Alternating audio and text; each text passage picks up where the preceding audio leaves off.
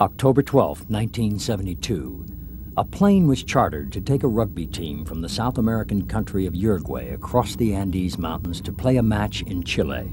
The plane never arrived. It was a story of survival. It was a fantastic physical effort to get out of there and to fight every single day against the cold, the hunger, the fear, everything. So I feel it's a great story of survival. The plane crashed in the middle of a vast mountain range. To survive in the frozen wilderness, they ate the flesh of those who died.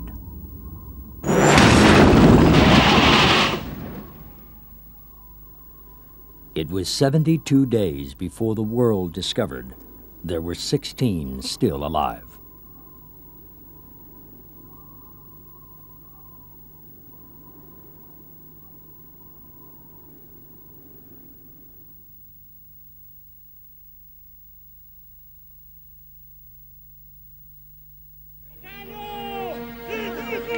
You will remember, or past pupils, the team that was going to Chile and that died in the Andes, they were going to play rugby.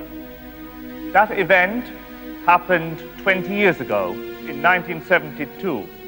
And today, we remember those people that God called to himself on the cold, snowy mountain, the Andes.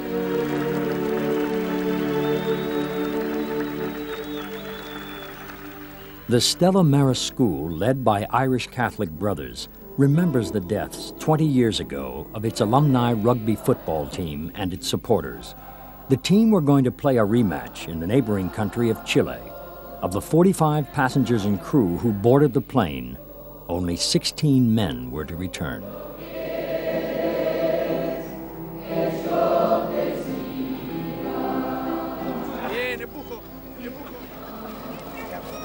Those 16 survivors still live in the capital of Montevideo, members of Uruguay's affluent elite.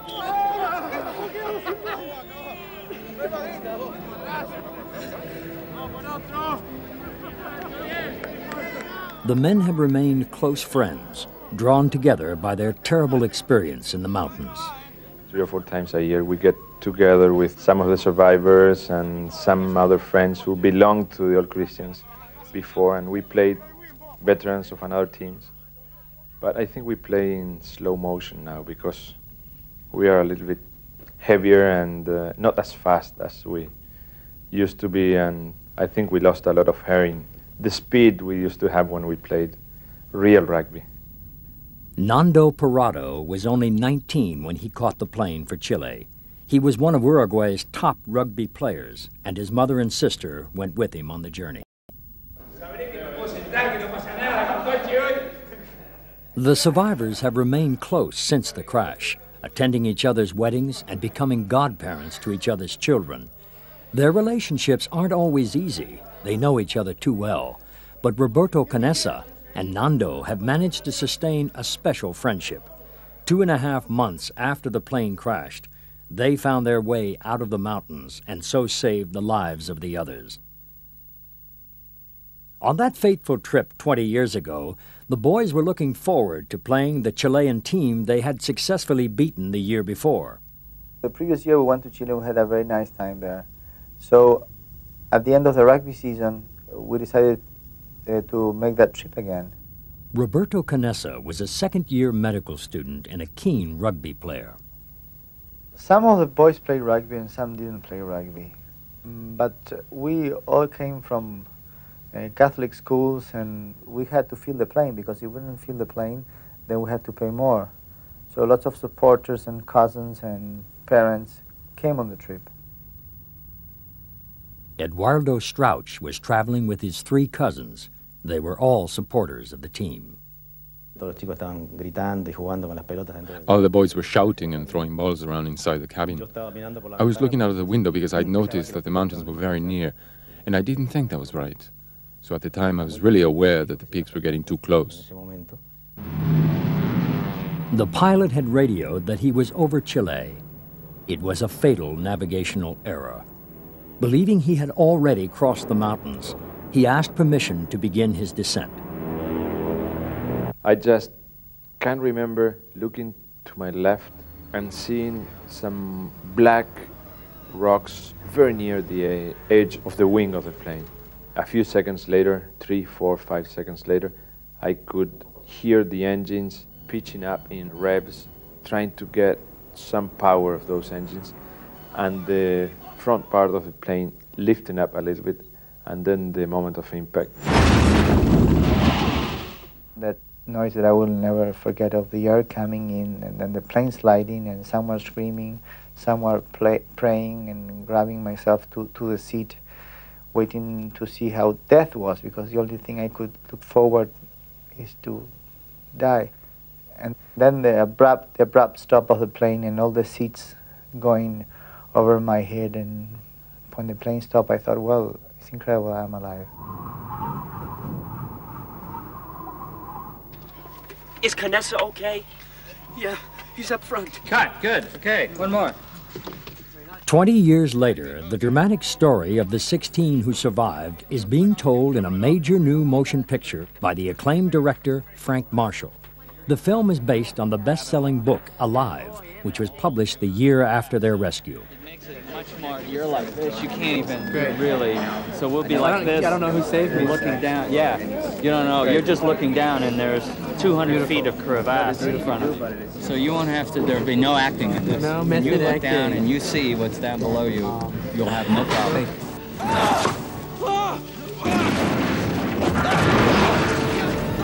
I think anyone who's come in contact with this story has been really moved by what an extraordinary feat these guys put themselves through and what a real statement it is for the human spirit. It's very compelling. It's a human adventure. It's a drama. It has incredible emotion. It's spiritual. It's about courage. It has some humor. So you have a lot of elements that you don't normally get all together in one movie. You know why? Because the fuselage, shades... Nando spent 3 months on location as the movie's technical advisor. Doesn't get here.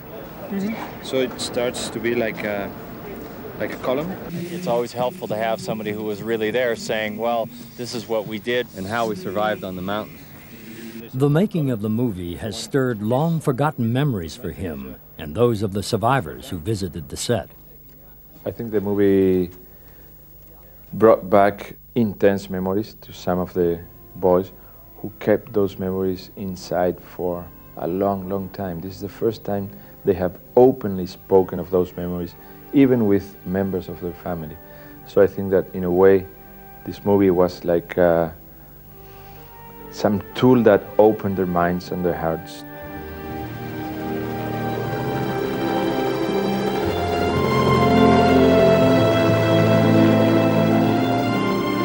During the filming, Nando took 2 other survivors, Mancho Sabella and Carlitos Paez, to visit the recreated fuselage high on a glacier in the Canadian Rockies.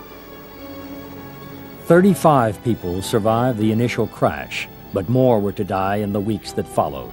Nando tragically lost both his mother and his sister on the mountain. His mother died instantly in the crash. His sister, Susanna, took 8 days to die from her injuries.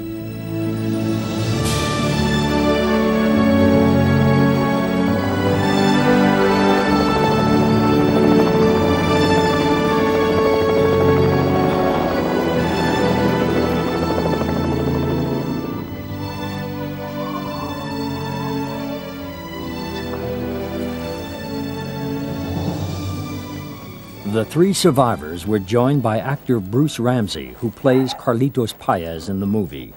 The detail with which the designer had reconstructed the scene made the visit a disturbing experience. You know, so the same thing, it's incredible. It's amazing.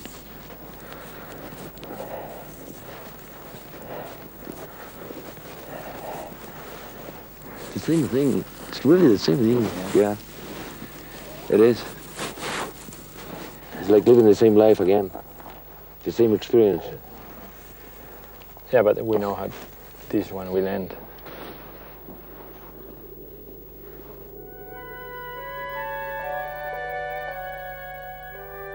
The shattered fuselage of the plane had been their only shelter, a little wine and chocolate their only food. To survive, they had to make a terrible decision, to eat the bodies of their dead friends.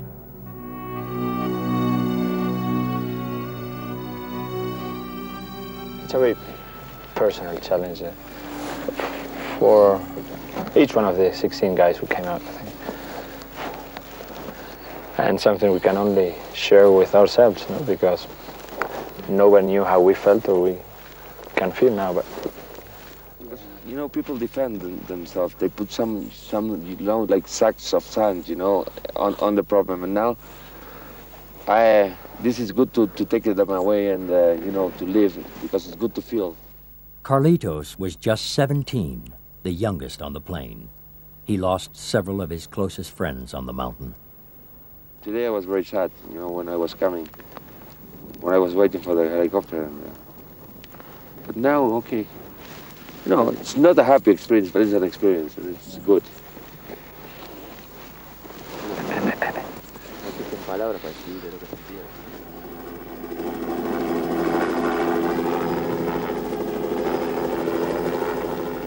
Carlitos Paez.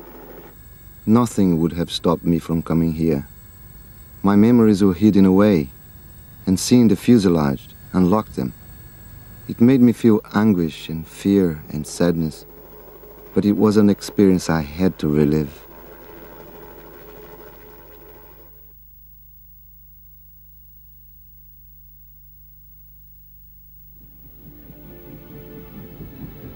The plane had come down into the most extensive mountain range in the world. Rescue teams from 3 countries searched, but the roof of the plane was white, and the mountains were covered with the heaviest snowfalls in 50 years. After only 8 days, the search was abandoned, but many of the families refused to give up hope. I felt it in my heart. I felt the special strength which never left me day after day, throughout all the 72 days. I never doubted. Rosina's son, Adolfo, was one of the 4 Strauch cousins. One of them died in the crash, but Adolfo was to survive, along with Danielle and Eduardo. It's difficult to explain how it felt. I always had faith, knowing in my heart that the boys would come home. My faith told me they had to come back.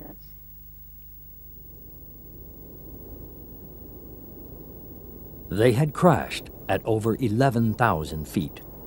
At night, temperatures dropped to 40 degrees below zero. They couldn't survive on just a few bars of chocolate. I turned to the person I trusted most, my cousin Daniel Fernandez, who was sitting next to me. I said, "The most awful thought has come into my head, and I don't know if I dare to say it." I whispered, "I think we're going to have to eat the bodies. Otherwise, we'll never get out of here." I waited to see if he thought I was off my head, but he replied that he had been thinking exactly the same thing. So I said, "Okay."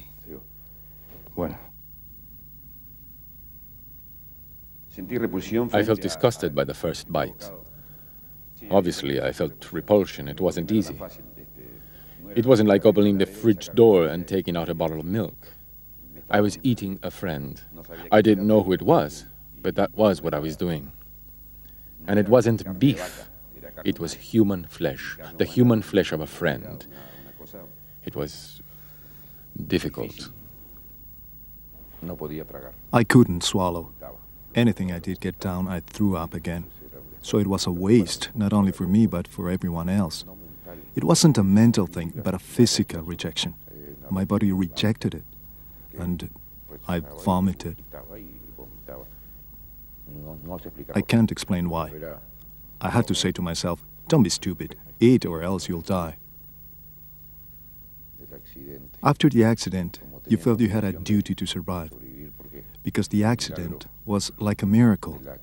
Despite everything that had happened, you were still alive. So if we decided not to eat, we would have been turning our backs on the miracle. It's all difficult. First thinking about it, then saying we are going to do it. And I just said, well, if this is the way, this is the way. And I thought of my mother and my family and everyone. I said, I have to do it for other people. For 20 years, the survivors have had to live with the consequences of their decision. Roberto, as a young medical student, knew that the protein in the corpses would help his friends survive. His knowledge helped persuade the others to break the taboo against eating human flesh. He's now a surgeon specializing in children's heart cases. He has recently announced he will be running for the presidency of Uruguay. Laura and Roberto Canessa are now married with 3 children. In 1972, she was Roberto's girlfriend. When the news broke that the plane had disappeared, she went to their local church to share her grief with other friends and relatives of the missing passengers. I remember the first day that we went to the church in Carrasco, all full of people because we were all friends there. Every family in the place had or the cousin or the son or the boyfriend or the friend. We all have somebody for whom to cry, so that we didn't have even place where to stand in the church that first day. Laura and Roberto still live near the other survivors in the same quiet suburb of Carrasco where they all grew up. It's a close-knit community which has been forever marked by the tragedy. The families of the dead still live on the same streets as those who survived. They attend the same churches. Their children go to the same schools. To tell you the truth, living in Carrasco is painful because we always have to pay for the past. We have to watch what we say. Everyone is related. Survivors and the families of those who died, we're all related. It's a very small community, and we often have to be careful not to remind the mothers of the dead of their loss.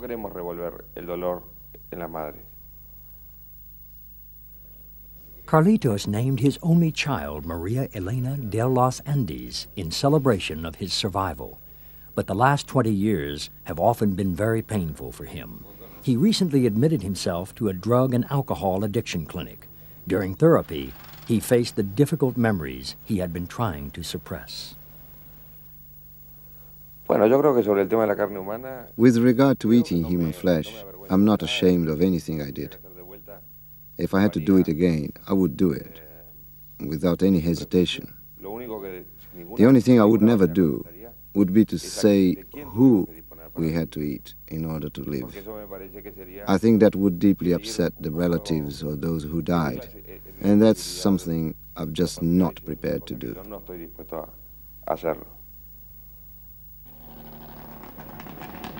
In Carrasco, our own neighborhood, people haven't talked to me about eating human flesh in 20 years. To me personally, nobody has ever asked me in this neighborhood about eating human flesh in 20 years. I have been asked all over the world, except in my own neighborhood. They knew everybody who was involved in the story, and maybe they don't want to know what happened.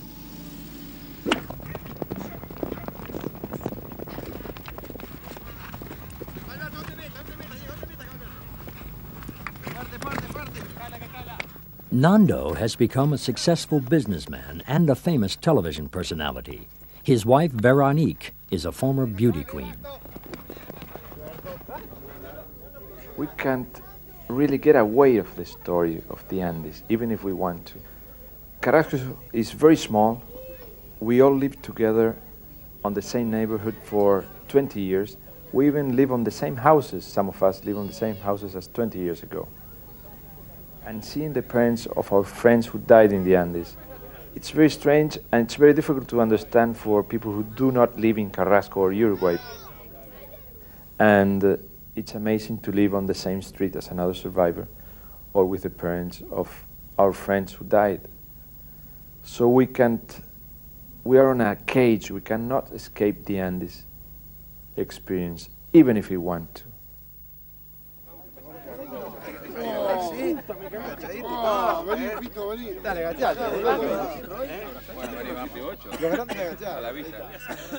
It's a brotherhood. When we get together, I have seen those persons cry, smile, be desperate, and I know their inner part, and deeply so. When they say something I disagree with, I know that at the back who he is and why he's saying that.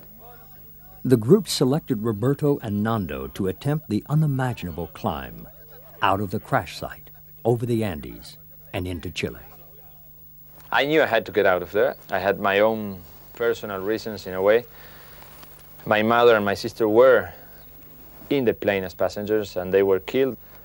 I had to go back. I knew my father was feeling very bad at home. I was alive. I knew I had to do anything I could, anything that was humanly possible to get out of that place and tell him that I was alive.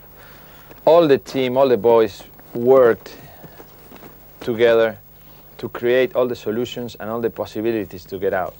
Dressed in light clothing, with their feet protected only by plastic bags and football boots, the boys climbed some of the highest mountains in the Andes. After 10 days, they finally made it.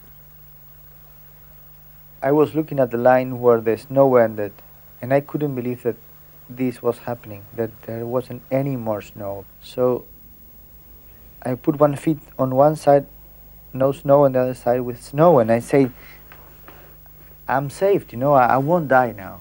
I'll have to get my friends out, but this is the line of life and death. A Chilean peasant tending his cattle deep in the Andes saw two strange figures on the far side of the valley. I was walking over to get my cattle when I spotted them. At first I thought they were just tourists, but then I saw them running towards me and falling over. We saw two young men running and falling over. We thought that they were just fooling around. When they saw us, they became desperate, yelling for help, saying their plane had come down in the mountains.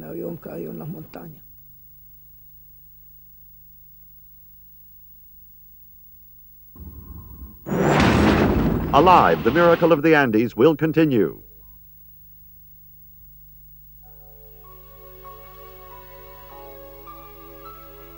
How difficult it was to get out.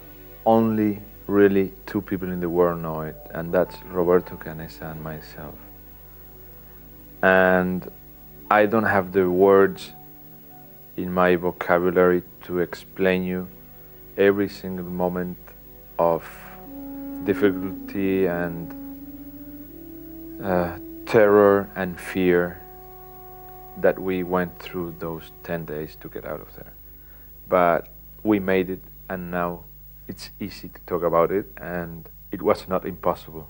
It was humanly possible, but it was very, very, very difficult.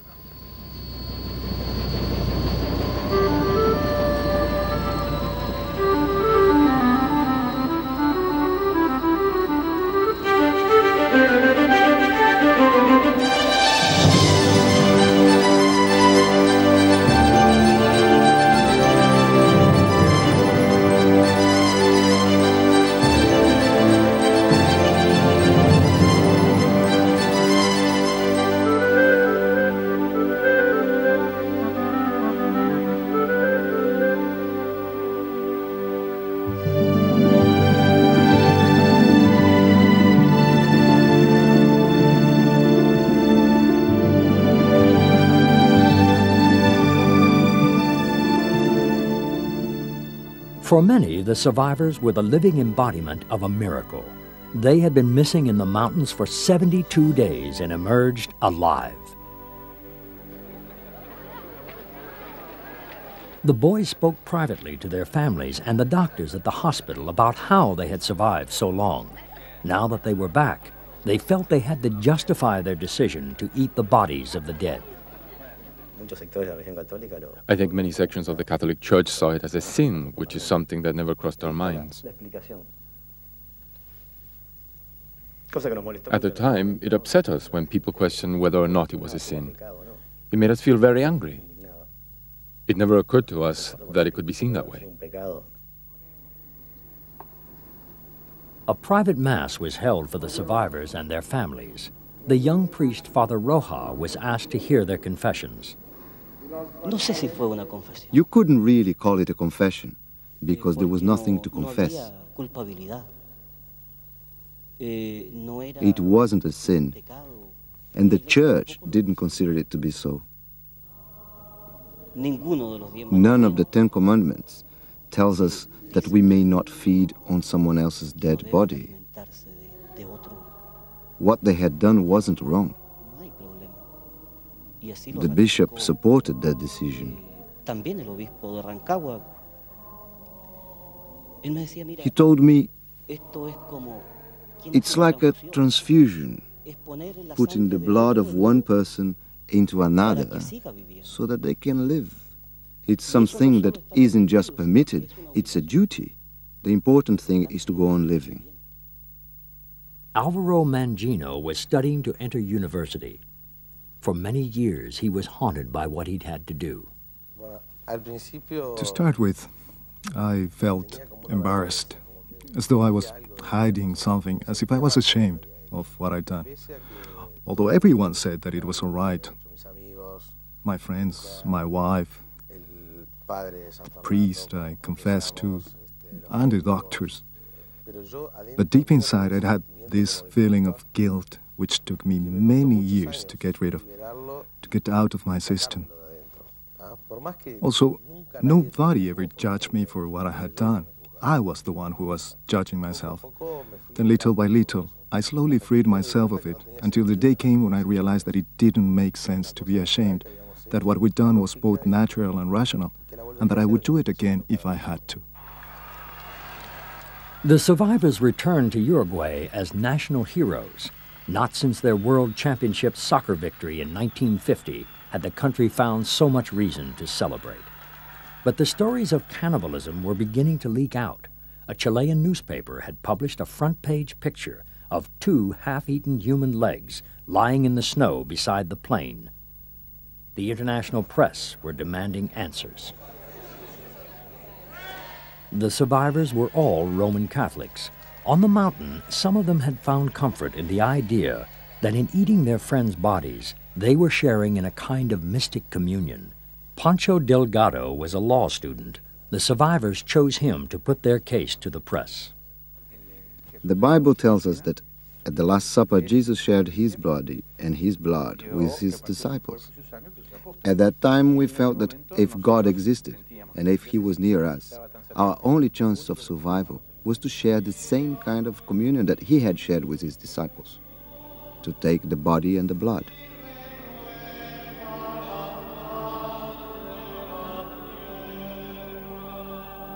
It was the will of God and the will of everyone in the group. We also made a pact that if anyone died, the others could use his body in order to survive.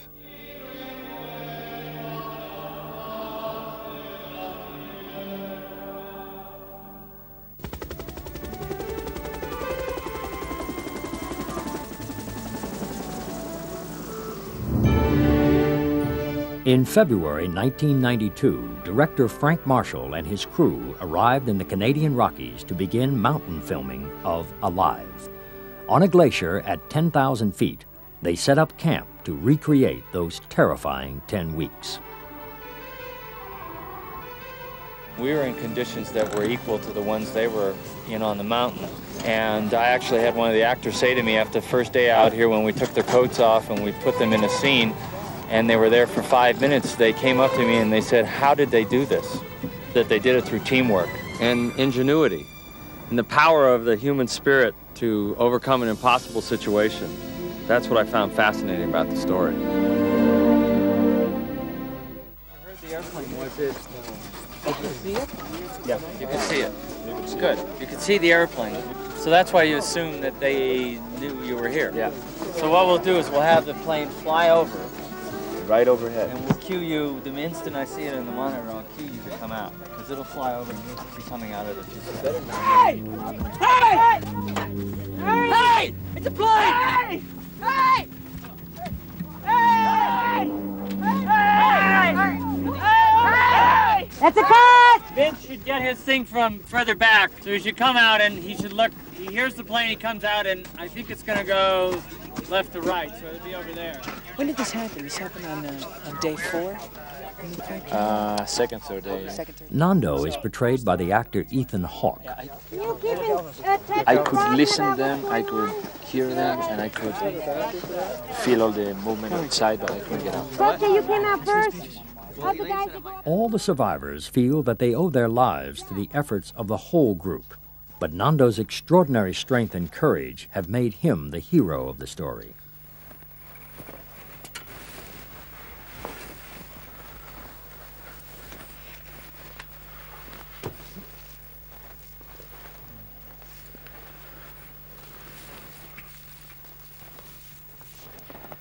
Well, this is what was left of the plane after the crash.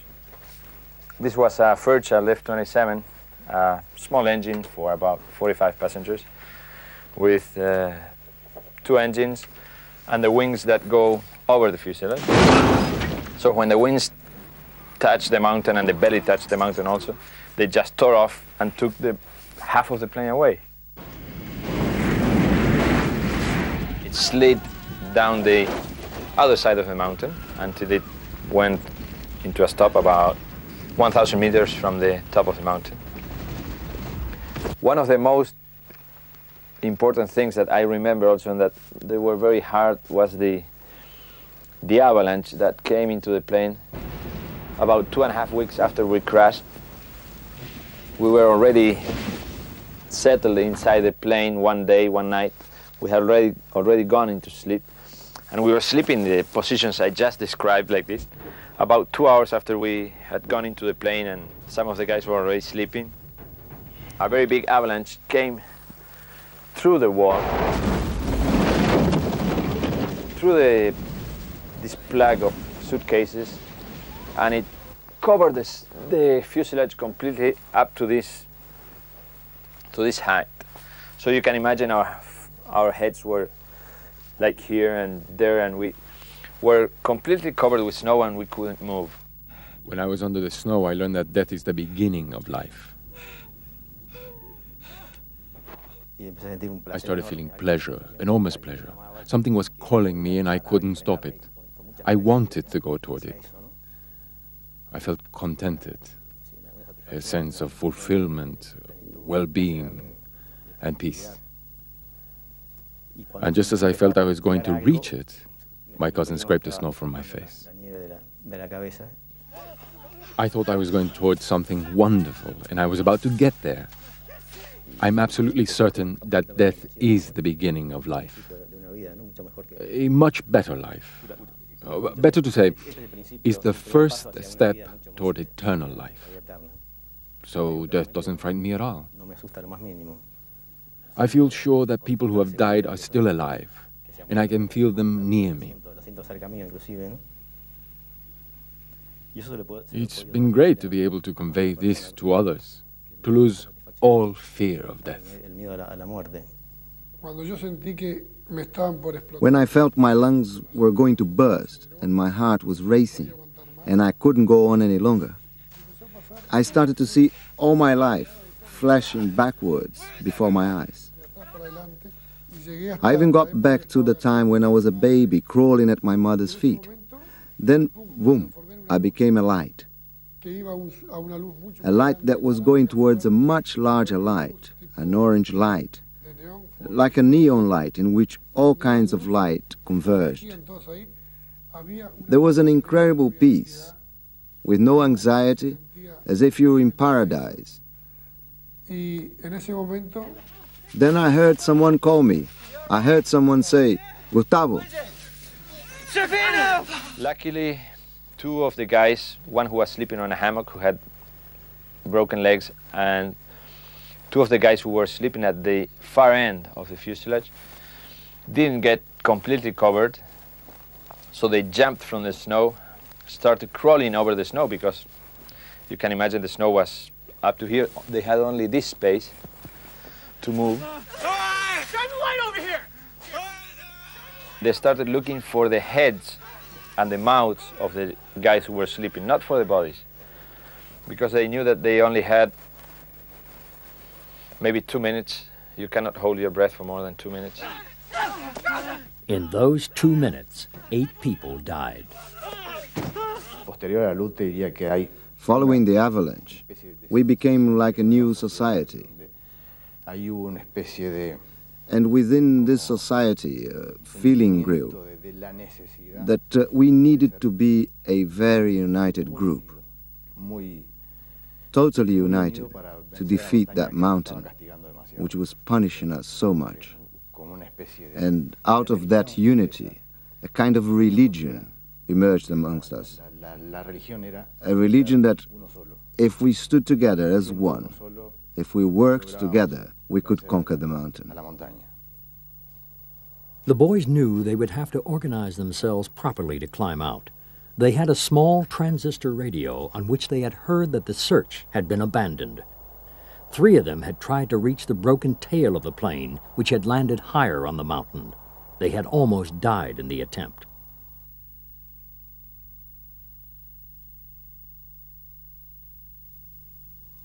Here's the plan I propose. We pick a team to go after the tail. Okay. Me too. We feed the team the biggest rations, give them the warmest clothes, and then in, I don't know, a week, we go up there, we find the tail, get the batteries, bring them back, crank up the transmitter. Gets cold up there. I couldn't do it again. Yeah, me neither.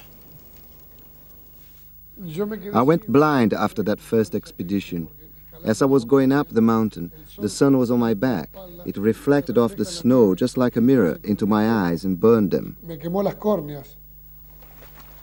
Like Roberto Canessa, Gustavo was a medical student, but when he came back, he gave it all up. He has only recently returned to his studies. At night, it was so terribly cold, so unbearable, that one of us had to lie with his back on the snow, with another in the middle and another on top of him, like a sandwich. Every half hour, we would get up and hit each other about the face and punch each other's bodies in order to warm each other up. And we would ask, hit me, hit me, hit me. We're so completely frozen that if you want to urinate, you would do it all over your hands. The urine was at body temperature, and it felt like an amazing massage. Your hands were like this, and then they would come back to life again. While they waited for warmer weather, the group even took photos of each other. They had selected 4 expeditionaries who were thought to have the necessary physical and emotional stamina to make it out of the mountains. These 4 would be given the warmest clothes and the best pieces of flesh. The surviving Strouch cousins took on the gruesome task of rationing out the food. We were in charge of cutting up and distributing the flesh. It was very important for our survival to keep a tight control of that. It was really essential in order to survive. Think about it like energy. It was like oil in today's world, and we had to use it very rationally, otherwise we wouldn't live. Anyway, they all agreed it should be us. I mean, they all agreed we would be the only ones to handle the corpses. No one else was allowed to do it.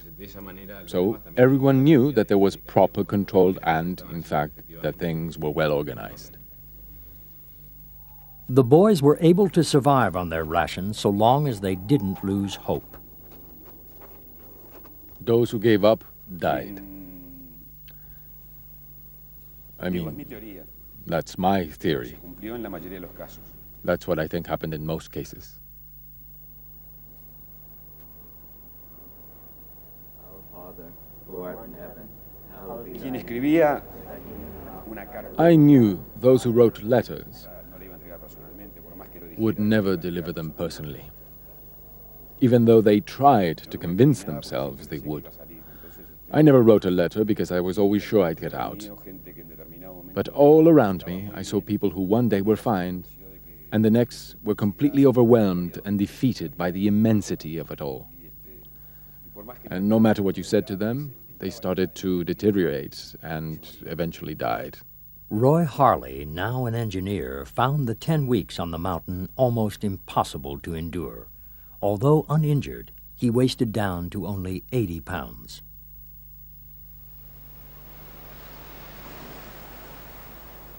I suffered a lot. I was really badly affected by the experience. I admit I was a very sensitive person. I found it very painful. I felt everything more acutely than the others. That meant that when you got to a certain stage, you started to give up, and then you started to fall apart physically. Pero si bien el frío, Although I found it very hard to deal with the cold and the hunger and death, something that affected me even more was the feeling that time was passing. We saw day after day after day go by, and our friends dying, and no one came to find us. The turning point was when the 3rd month came and we realized that we were still stuck on that mountain. That began to destroy us.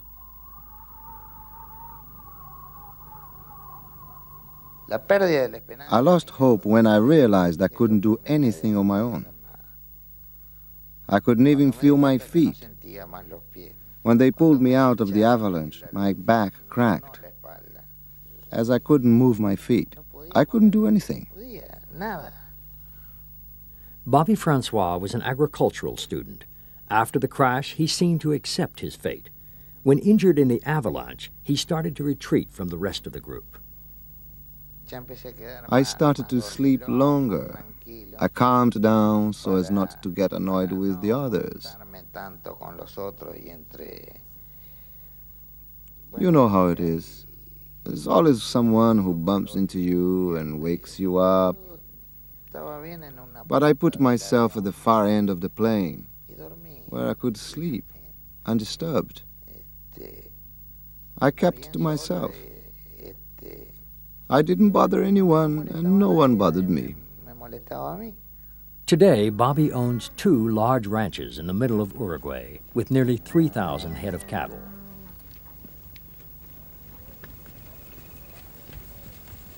I would say, okay, just leave me alone. If I'm not doing anything, then I don't need anything. But they helped me anyway. Because in the end, there comes a time when you give up and say, well, they'll either come to rescue us or I'll die here. To this day, Bobby doesn't like to be reminded of his story and avoids talking about it, even to his own family.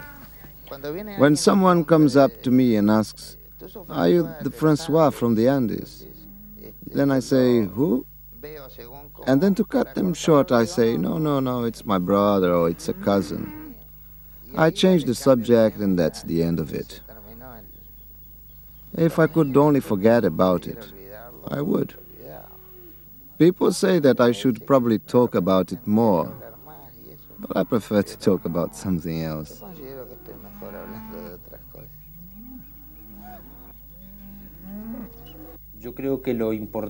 The most important thing that came out of our experience were the feelings that we live through every day. The friends, the arguments, to have a fight, and then to give each other a hug. Just having to live as a very close-knit group. You could say we all had the same sense of survival and of friendship.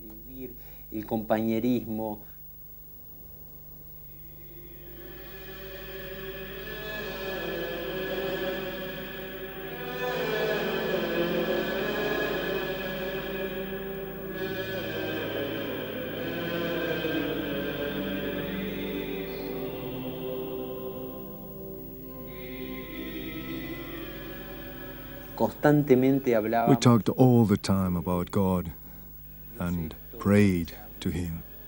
We felt there must be a reason for our suffering, that He was asking something of us. We talked very intensely.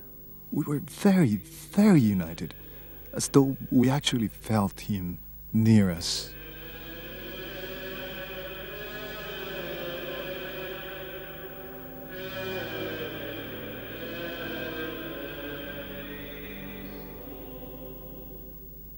Each one of us remembers the Andes experience in a very personal way, maybe in a different way from the other ones. To some of the boys, the Andes can be a spiritual experience. To another boy, it can be the avalanche. To another one, it can be the cold. To another one, it can be the hunger. To another one, it can be the elation of the rescue. To another one, can be the life after the Andes.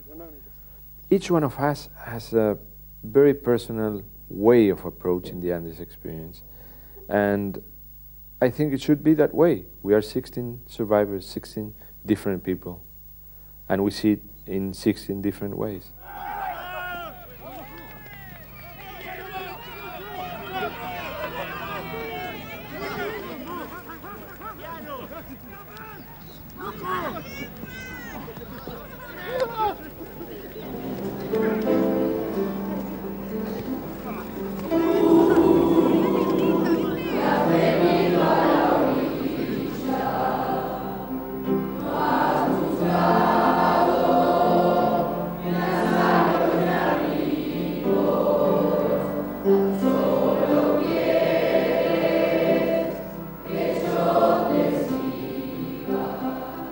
They see me as a hero, they call me a hero, but I deeply inside, and I know it, I'm not a hero.